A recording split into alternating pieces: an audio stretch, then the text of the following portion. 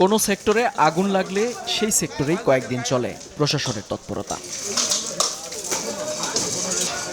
গেল বছর বেলি রোডে গ্রিন কজি কটেজে ভয়াবহ আগুনে পুড়ে ছাই হয় বেশ কয়েকটি রেস্তোরাঁ। এরপর অবৈধ রুফটপ রেস্টুরেন্ট বন্ধে যৌথ অভিযানের নামে রাজউক, সিটি কর্পোরেশন এবং ফায়ার সার্ভিস ভেঙে দেয়া সহ কয়েকটি রেস্তোরাঁ বন্ধ করে দেয়া হয়।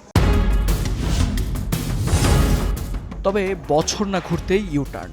সড়কের দুপাশের ভবনের ছাদে রুফটপ রেস্টুরেন্টের দৃশ্য যেন পুরো রাজধানী জুড়েই।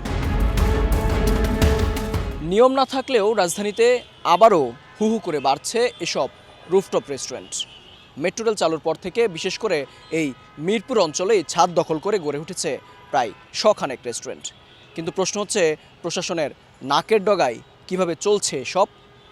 ফার্মগেটের স্কাইভিউ রেস্টুরেন্ট এটি। বৈধতার প্রশ্ন তো দূরের কথা, ছাদে আলাদা করে 2 তলা নির্মাণ করে বাড়ানো হয়েছে আয়তন। একই চিত্র মিরপুরের এই সানসেট বেঞ্চ রেস্টুরেন্টেও। দেশের আইন অনুযায়ী ছাদে কোনো প্রকার স্থাপনা নির্মাণের অনুমতি না থাকলেও উদ্বোধনের অপেক্ষায় আরও অনেক রেস্টুরেন্ট। নতুন লাক্স যা ত্বককে করে কোমল আর দেয় ব্রাইট গ্লো। ট্রাই করো লাক্স। সাধারণত কোনো রেস্টুরেন্ট চালুর আগে রাজউক, সিটি কর্পোরেশন এবং ফায়ার সার্ভিসের অনুমোদন প্রয়োজন হয়। তবে সংশ্লিষ্ট দপ্তরগুলোর তথ্য বলছে, দেশে এখন পর্যন্ত কোনো ছাদেই রেস্টুরেন্ট করার অনুমতি দেয়নি সংস্থাগুলো।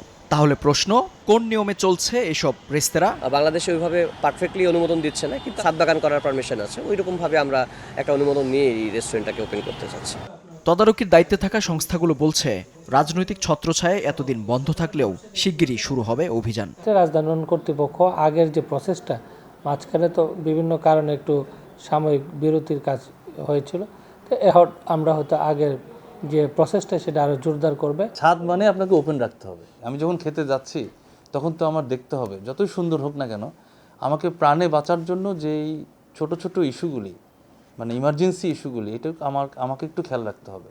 অর্থের লোভে উন্মুক্ত ছাদ বাণিজ্যিকভাবে ব্যবহারের দায় ভবন মালিকদের পাশাপাশি তদারকি সংস্থাগুলো এড়াতে পারে না জানিয়ে বিশেষজ্ঞরা বলছেন, শুধু অভিযান আর জরিমানায় সীমাবদ্ধ না থেকে কঠোর আইন প্রয়োগ করতে হবে। আবার একটা মৃত্যুর ঘটনা ঘটলে তখন সবাই বলবে আমি কিছু জানি না।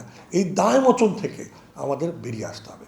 তার মানে দায়বদ্ধ আচরণ নিশ্চিতের জন্য এই সমস্ত রেস্টুরেন্টগুলোর বিরুদ্ধে মামলা দিতে। মুশকিল হচ্ছে, যারা মামলাগুলো করবেন তারা যখন ঘুমিয়ে থাকেন তখন এই ঘটনাগুলো ঘটে।